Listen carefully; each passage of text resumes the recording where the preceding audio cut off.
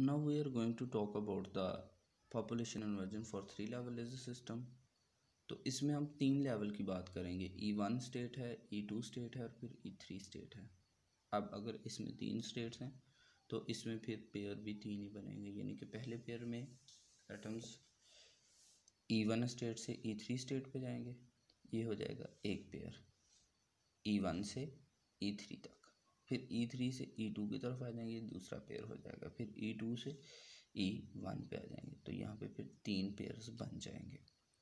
Normal condition में क्या होगा कि एटम्स लोअर एनर्जी स्टेट के ऊपर इन्फिनिट टाइम तक स्टे कर सकते हैं, यानी कि जब तक हम इनको किसी किस्म की कोई एनर्जी सप्लाई नहीं करेंगे या अपनी स्टेट को नहीं छोड़ेंगे।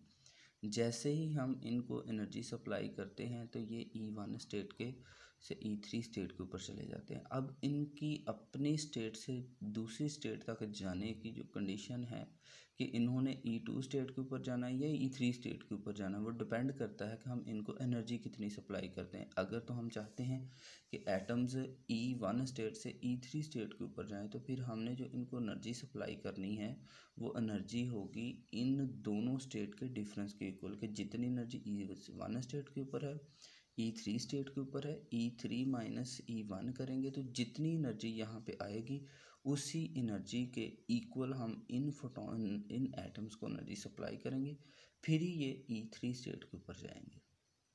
और अगर हम कहें कि हम इन दोनों स्टेट के E2 और E1 स्टेट के ऊपर इक्वल हम इनको एनर्जी सप्लाई कर रहे हैं, तो फिर ये E3 पे नहीं जाएंगे, E2 स्टेट के ऊपर ये तमाम एटम्स स्टे कर लेंगे। लेकिन हमें लेज़र एक्शन के लिए सबसे पहले इनको एक्साइटेड स्टेट में भेजना है। एक्साइटेड स्टेट में भेजने के बाद फिर ये स्पॉन्टेनियसली नीचे आना शुरू हो जाएंगे और फिर यहाँ पे पॉपुलेशन इन्वर्जन क्रिएट होगी।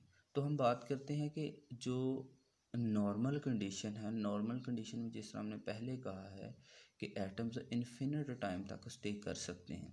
अब देखें, अगर तो ये नॉर्मल कंडीशन है तो फिर यहाँ पर लोअर एनर्जी स्टेट के ऊपर एटम्स की तादाद बहुत ज़्यादा होगी as compared to excited state और मेटास्टेबल स्टेट।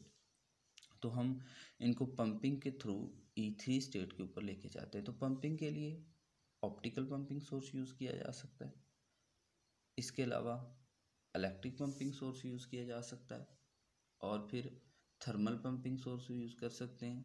इसके अलावा केमिकल रिएक्शंस यानी कि केमिकल पंपिंग सोर्स भी यूज़ किया जा सकता है। अब हम बात करते हैं कि अगर हमने ऑप्टिकल पंपिंग के थ्रू यहाँ पर मौजूद एटम्स को हम लेके जा रहे हैं E3 स्टेट के ऊपर, तो हमें इनको जो एनर्जी सप्लाई करना पड़ेगी वो E3 और E1 स्टेट दोनों के आपस में डिफरेंस के इक्वल होनी चाहिए। तो अगर हम इनको एनर्जी सप्लाई करते हैं तो ये एटम्स E1 स्टेट को एस्केप करने के बाद E3 स्टेट के ऊपर चले जाएंगे और E3 स्टेट के ऊपर फिर total number of atom will be represented by N3। अब देखें, अगर N1 है तो ये E1 स्टेट के एटम्स हैं, N2 E2 स्टेट के लिए, N3 E3 स्टेट के लिए। अब पहले क्या हुआ था कि जब नॉर्मल कंडीशंस थी तो N1 ग्रेटर देन था, लेकिन अब चूँकि हमने इसके ऊपर पंपिंग सोर्स अप्लाई कर दिया है तो फिर N1 की तादाद कम हो जाएगी, N3 की तादाद सबसे ज़्यादा हो जाएगी और N2 की तादाद भी कम ही रहेगी। और यहाँ पर एटम्स बहुत ही कम क्वांटिटी में अवेलेबल होंगे फिर N1 स्टेट और N2 स्टेट के ऊपर, और इसके बाद N3 के ऊपर जो एटम्स उनकी क्वांटिटी सबसे ज़्यादा होगी। फिर यहाँ पर अपना ये एक्साइटेड स्टेट लाइफ टाइम गुजारेंगे, लाइफ टाइम गुजारने के बाद ये फिर नीचे वाले स्टेट में आना शुरू हो जाएंगे। अब पंपिंग के थ्रू हमने एटम्स को E1 स्टेट से E3 स्टेट के ऊपर भेज दिया है। अब यहाँ पर ये अपना एक्साइटेड स्टेट के लिए लाइफ टाइम जो कि 10⁻⁸ सेकंड है, गुजारने के बाद ये वापस नीचे वाली स्टेट पे आना शुरू कर देंगे और यहाँ पर जो टाइम है वो 10⁻⁸ सेकंड है।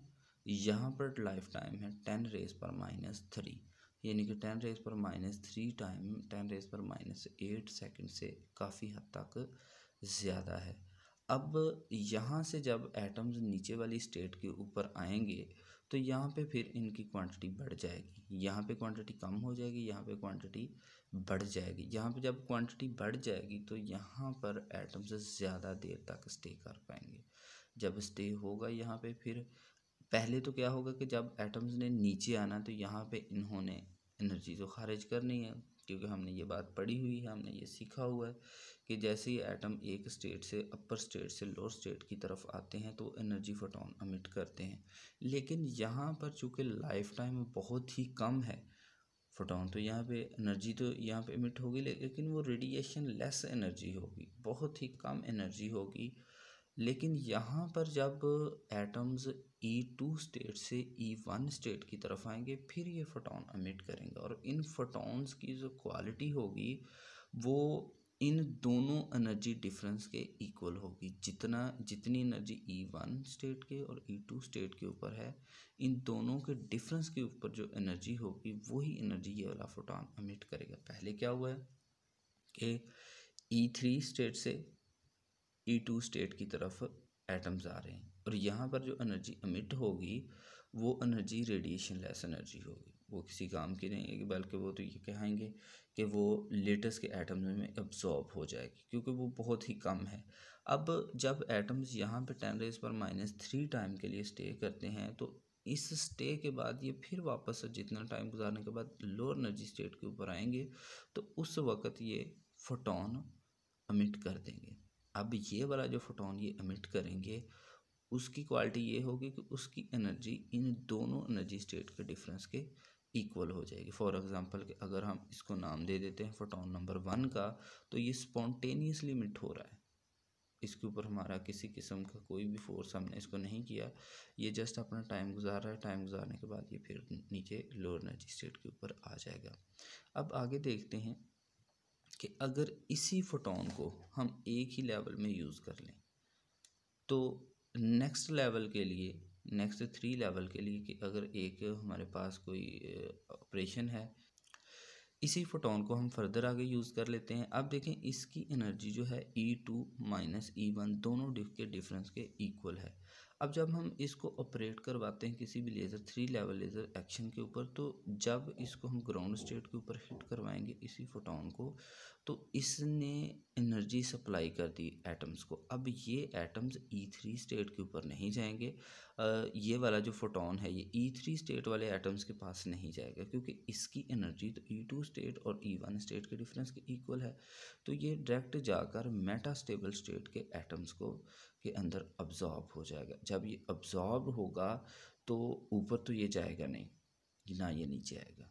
हम ये क्वेश्चन कर सकते हैं कि चूँकि इसको एनर्जी मिली है तो एनर्जी मिलने के बाद ये ऊपर वाली स्टेट में ऐसा नहीं होगा, क्योंकि इसकी एनर्जी E2 स्टेट और E1 स्टेट दोनों के इक्वल है, दोनों के इक्वल है, इसके डिफरेंस के इक्वल है। अगर हम कहें कि ये ऊपर चला जाए तो ऊपर जाने के लिए जो इसको एनर्जी चाहिए होगी वो E3 और E2 स्टेट दोनों के डिफरेंस के इक्वल हो जाएगी। अब यहाँ पे क्या होगा कि जब इसने एनर्जी, इन एटम ने एनर्जी अब्जॉर्ब कर ली, ये फोटोन अब्जॉर्ब कर लिया, अब एक फोटोन पीछे से आए, इन्होंने अब्जॉर्ब किया हुआ है। जब ये लोअर स्टेट के ऊपर आएंगे तो यहाँ पे एक की बजाय 2 फोटोन अमिट होंगे। एक फोटोन तो जो इन्होंने अब्जॉर्ब किया जिसको हमने फोटोन 1 का नाम दिया था, दूसरा फोटोन जो इसने स्पॉन्टेनियसली अमिट करना है, 2 फोटोन यहाँ पे होंगे। अब अगर हम इन दोनों फोटोन को आगे फर्दर यूज़ करें कि 2 के बाद 4 होंगे, 4 को यूज़ करेंगे 8 होंगे, 8 को यूज़ करेंगे 8 के बाद ये 16 हो जाएंगे, यानी कि ये डबल हो रहे हैं। पहले 1 था उसने 2 अमिट करवाए, 2 करेंगे यूज़ 4 हो जाएंगे, 4 करेंगे यूज़ 8, 8 के 16। तो इस तरह यहाँ पे क्लाउड्स बनते जाते हैं। अब इसमें एक कंडीशन ये आ जाती है कि ये प्रोसेस कंटिन्यूसली नहीं होगा। नॉर्मल कंडीशन की अगर हम बात करें तो ये प्रोसेस कंटिन्यूसली नहीं है, क्योंकि देखें जब हमने पंपिंग सोर्स के थ्रू इन एटम्स को अपर स्टेट के ऊपर लेके जा रहे हैं E3 स्टेट के ऊपर, फिर ये डाउन आ रहे हैं, फिर डाउन आ रहे हैं, यहाँ पे टाइम बहुत कम है, यहाँ पे time as compared to E3 state ज़्यादा है, फिर यहाँ से नीचे आ गए। अब अगर हम सब एटम्स को पंपिंग के थ्रू ऊपर वाली स्टेट में भेज भी देते हैं और पीछे से हम पंपिंग सोर्स ख़त्म कर देते हैं, रिमूव कर देते हैं, तो फिर एटम्स नीचे आ जाएंगे। फिर उनको पंपिंग सोर्स के थ्रू ऊपर भेजते हैं, तो इनमें एक डिफरेंस आ जाएगा टाइम का। और इसी को ओवरकम करने के लिए, इसी को ख़त्म करने के लिए लेवल 4 यूज़ किया जाता है।